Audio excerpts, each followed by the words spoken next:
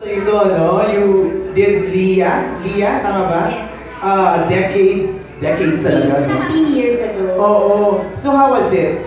Na ngayon na Amor Powers na yung gagawin mo?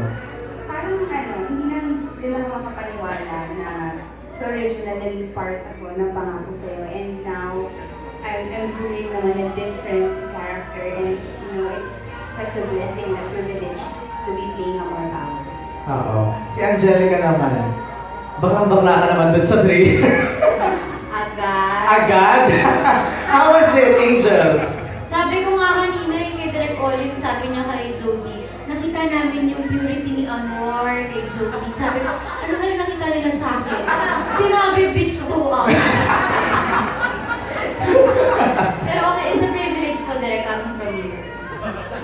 Kasi bitch ako. Alam mo, gusto ko lang sabihin talaga. Jer, ano ka sinabi ko? She can play bitch.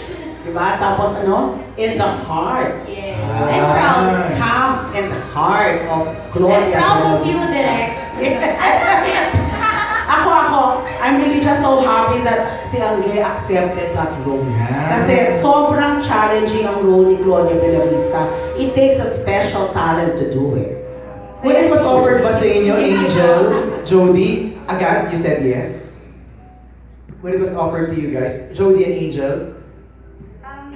Well, when it was first offered to me, nag-alangan ako kasi I was doing a different show then. And yung concern ko talaga is kung gagawin ko yung character, baka hindi ko siya magbigay ng justice. Okay. So, I really asked for time. Okay. So what made you say yes? What made you say yes? When I was given time. Tama ka naman. Hindi, syempre, tsaka sino ba naman ang tatanggi sa character ni Amor Powers? Ikaw, Angel, you said yes agad when it was offered to you. Para kasi, actually kung ako lang yung tatanungin, gusto ko na siyang gawin.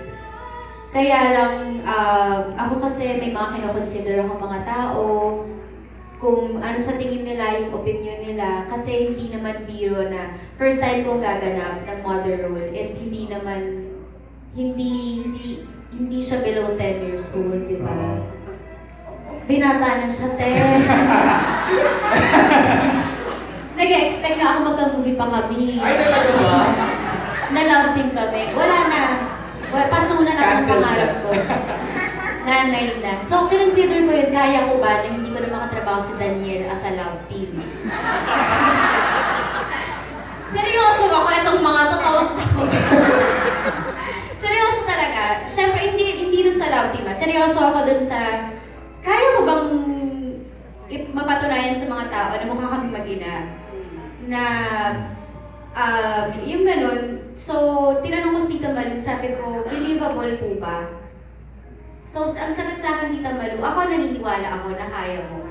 So, parang yun yung kinapitan ko, nung naniwala sa akin yung si Tita Malu, parang bakit ko i-doubt yung sarili ko, diba? So, yun, nag-yes ako.